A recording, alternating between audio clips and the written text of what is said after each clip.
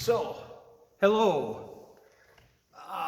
2065 or whenever the time capsule gets open. We thought that it might be fun to include a little video, provided that you can still read MP4 format. And I wanted to take an opportunity to just interview Kip Lof. I'm Pastor Neubauer, if I have faded from memory. Kip Lof was on the original building committee for the new church out here on Highway 34. Kip is here today. He wanted to look at the time capsule stuff that was laid out and just take a tour around the church again.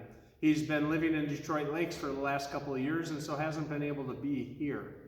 So, Kip, I don't know exactly what stuff I'm going to ask you, but do you want to just share any memory about getting the building committee together and how that all came about? I don't know really how. I used to volunteer with people that were, plumbers. There was a doctor. There was about every field. Sure. And I was one of them, I guess. Mel and I both, Right. Just for posterity's sake, I know why you were on it. What were you doing at the time? What was your vocation at the time? Yeah, I don't know, the last person passed away about 2 years ago. Yep, Mel died about 2 years ago, and so Kip is our last living member of the building committee. At the time, though, you were the owner of Nevis Lumber, correct? Yes, and I was probably twice a week came in when during construction. Yeah. It was we had a good contractor, Walker. Okay. But we had the foreman, church of the builder. Okay. And his son is out here that owns that make shop out on East.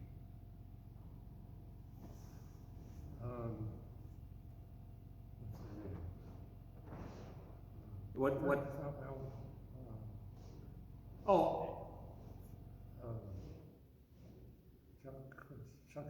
Anyway, the bait shop. Okay. Oh yeah, Okay. South on Main Street there. His dad was the foreman. Was the foreman? Okay. And so I remember him building the cross, and he built it right here on the deck. Okay. The cross is huge, and that must have been quite an undertaking to get that constructed. And so just a note about the cross, which you can see glowing in the background. I always wondered how come we never replaced any light bulbs, because I'm thinking it's a fluorescent thing. And, just naively, it turns out about 2 years ago, we had to replace the original neon lighting that used to light up on the cross. So it lasted over 50 years. We had a little problem with the transformer. It would hum sometimes. And we had a group, Classic Chorale, that sings here on a regular basis. And they wouldn't turn the cross on because when the transformer started humming, it would throw their singers off. But it was maybe 3 years ago, we got the neon lighting replaced then with LED strips. So I don't think it looks quite as nice as the original glow, but it's pretty close.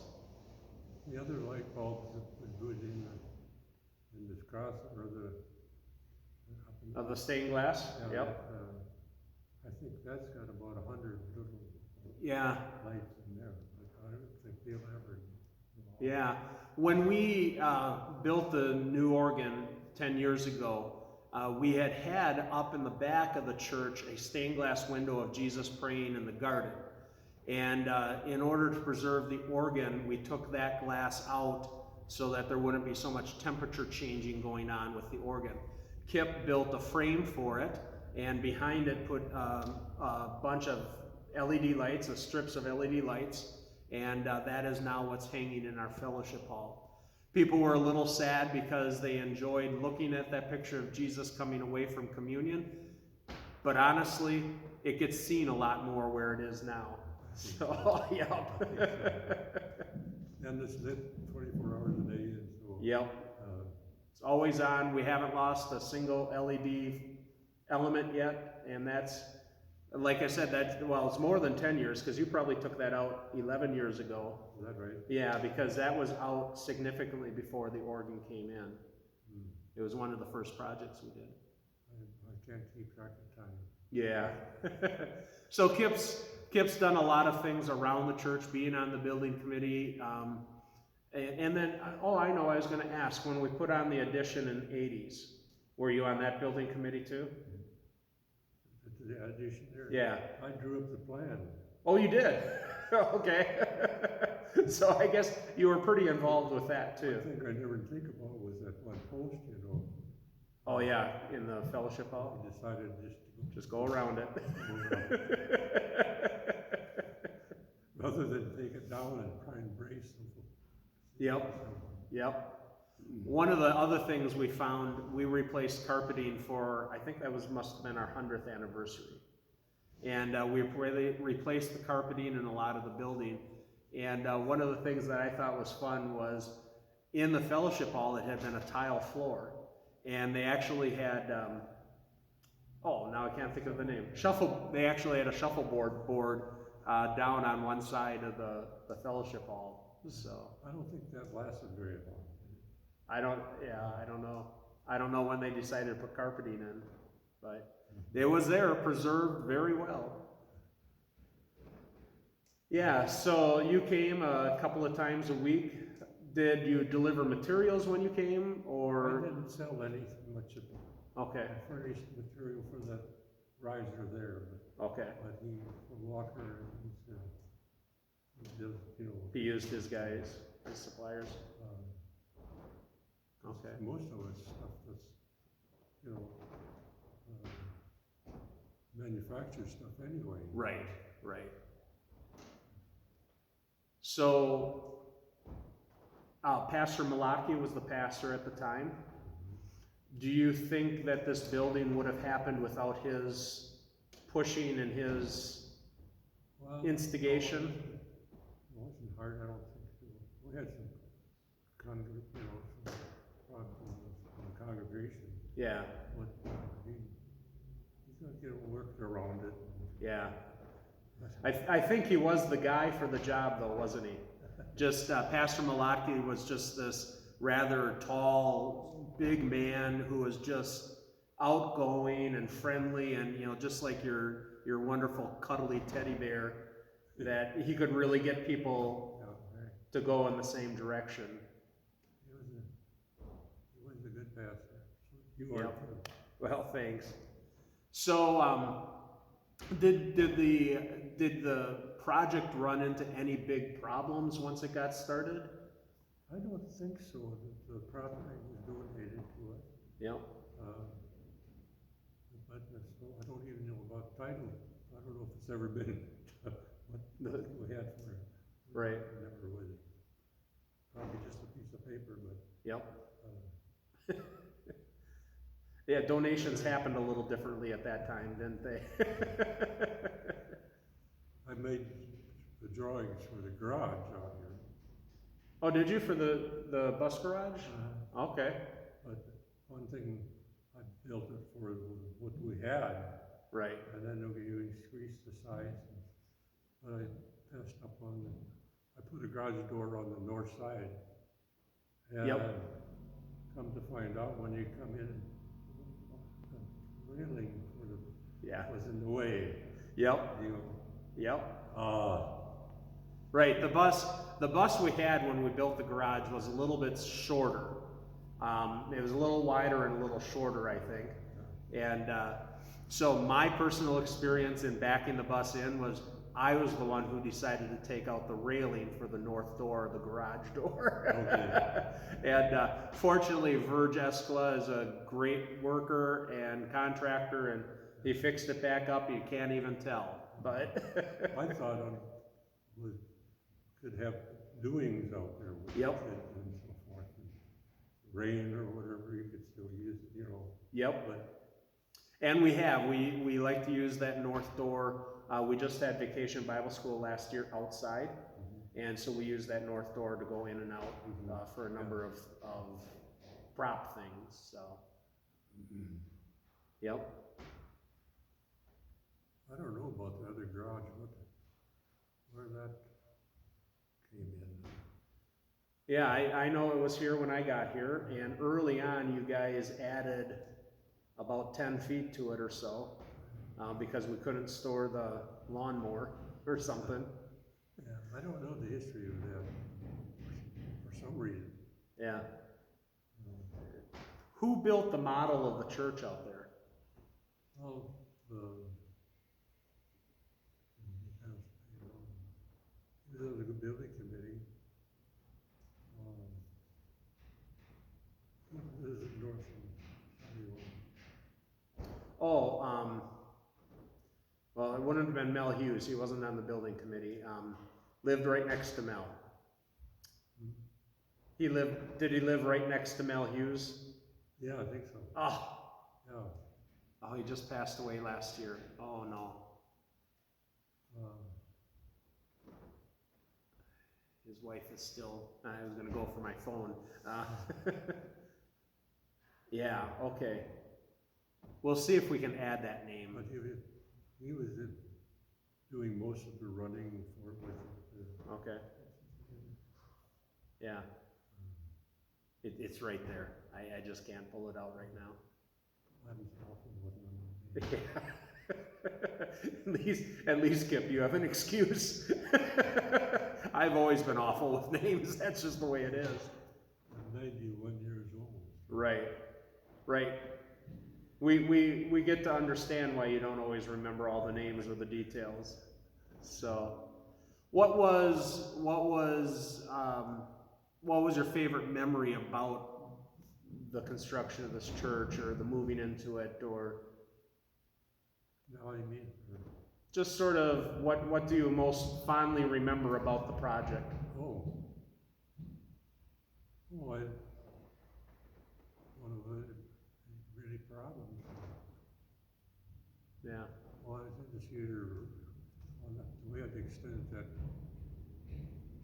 Oh yeah, that's right. The original balcony was well 3 pews shorter.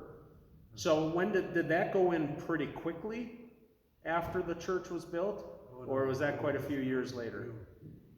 I suppose the last 10 years, 20 years. Okay. I just designed it. We did it ourselves. Sure. Now, the original organ, was that installed right away when the church opened? Yeah. Okay. We discovered in looking at the organ, we were having a lot of issues with it, and we discovered that it actually had been a used organ that we had purchased and put in there. And so it was older than 1965. We found some interesting things, like the bellows, the pressure on the bellows was a can of rocks that helped maintain the air pressure on the bellows. So when we had done a couple of things with the balcony, and we had the original organ council sat facing the back, and our organist learned to look in a mirror to see what was going on. One of the things we did in a remodel is we shifted the organ bench over, and we had a couple of guys, Mike Poole and Gil Cath, I remember, spent a week or so cutting every wire and splicing in an extension on the wire for all the controls for the pipes. Yeah, meticulous, painstaking work. And then that was probably about 10 years before we decided that we were going to get a new organ. So, I don't remember, were you in favor of the new organ, or did you want to go with the other electronic? Do you remember? Feel what? Were you in favor of the new pipe organ, or did you prefer going? No, I was kind of on the fence. Yeah. I didn't object to it. Yeah. We had, for myself, it was one of the most tense voters meetings because, you know, some people wanted to go with the $400,000 pipe organ. Other people wanted to go more practical with an electronic organ at around 120,000, I think. And in normal St. John's fashion, I don't think there was a whole lot of drawing up on sides. But you sort of knew who wanted the pipe organ and who didn't, and always price came up. Yeah, price was a big thing. I, as a pastor, was very grateful. It passed something like 62 to 33. So I appreciated that it was a very solid majority in favor of the pipe organ. I was, at the time, was thinking that, you know, if it was within 10 votes, that I was going to recommend that we have to call another meeting to discuss it more. So I personally was grateful that it went the way it did. But, or I should say, as clearly as it did. So. I'm going to change the subject for a minute. Absolutely. This morning I was on watching TV. There's a bird that's got a long tail. I don't know what they are, kind of black. I don't know what Okay. to call them. It was the male and female. And there was a glass, like a pop pot, and it was sitting there. And these birds, they couldn't, it was about maybe half full of water. Okay. These birds couldn't get into there. Sure. So they were picking up rocks, dropping them in. And then the other guy would want to go in there. Sure. They kept doing that until they could get the water. Yeah. I think that's a crow trick. I think that's like crows do that, and they talk about how crows in some sense have more intelligence than a 5-year-old. Yeah, because a 5-year-old human wouldn't think about adding rocks. Okay. Oh, they're like a blackbird, only bigger, you know. Okay. Tail. Yeah. I think it's probably in the crow family somewhere. It could be. Because that, yeah. What, you know. Right. Problem solving at its finest, honestly. It's got off the subject here. You'll find out, you know, in however many years, if that's panned out, if crows are smarter than 5-year-olds. Yeah. Anything else that you'd like to share, Kip?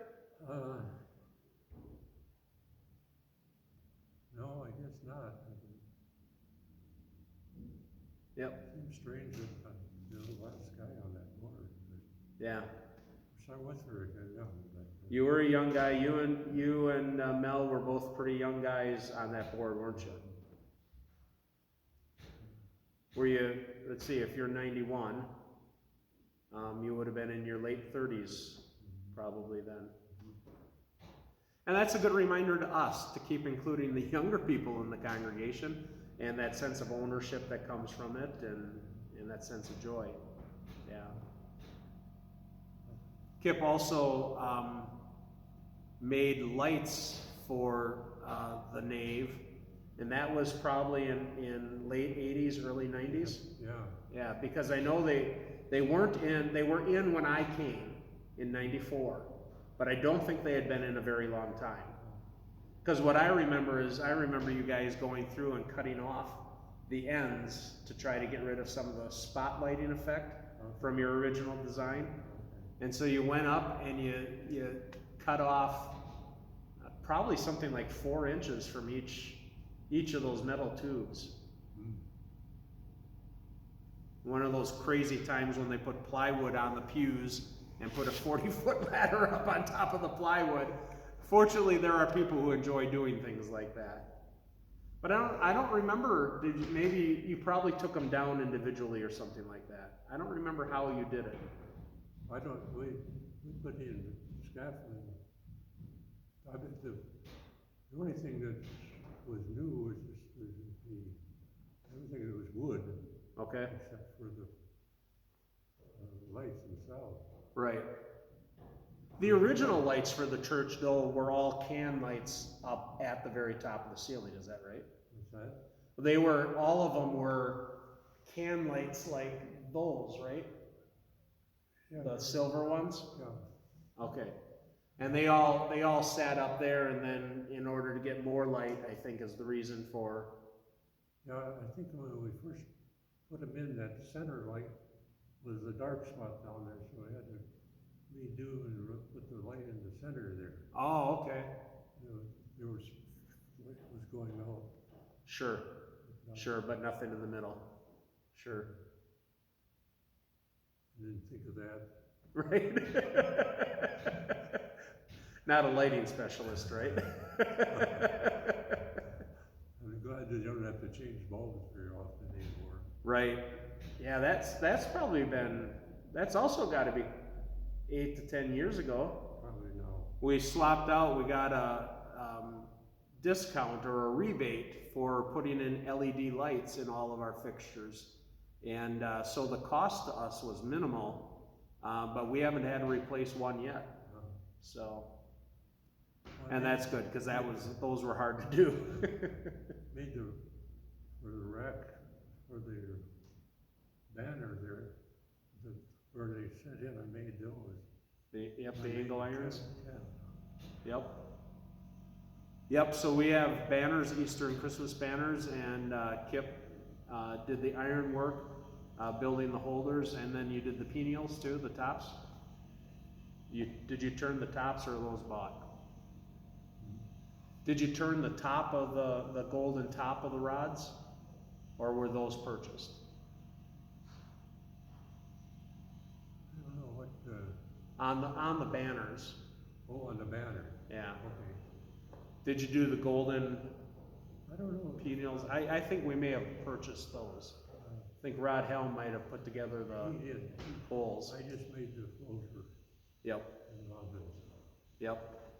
And then a number of years later, Kip built a dresser for us to store the banners in, because they were getting, I don't even remember how we were storing them before, but they were getting sort of beat up, so. That works pretty good, doesn't it? It does. Yep. Yep. In fact, we have to take the banners down. Tomorrow is Ascension. And so we always take the banners down after Ascension. We're still in the Easter season for one more week, but we take them down as a symbol of Christ's ascension and no longer physically present with his disciples. Yeah, I put drawers like I did on yours. Yep.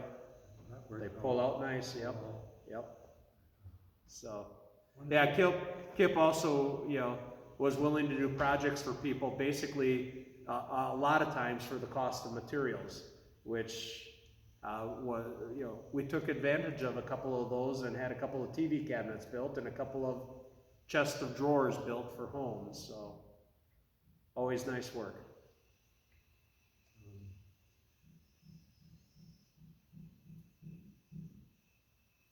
What else?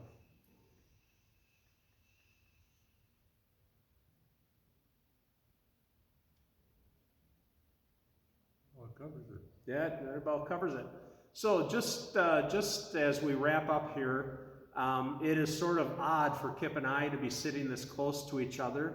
We just came off of the year of 2020 when we had social distancing and mask wearing.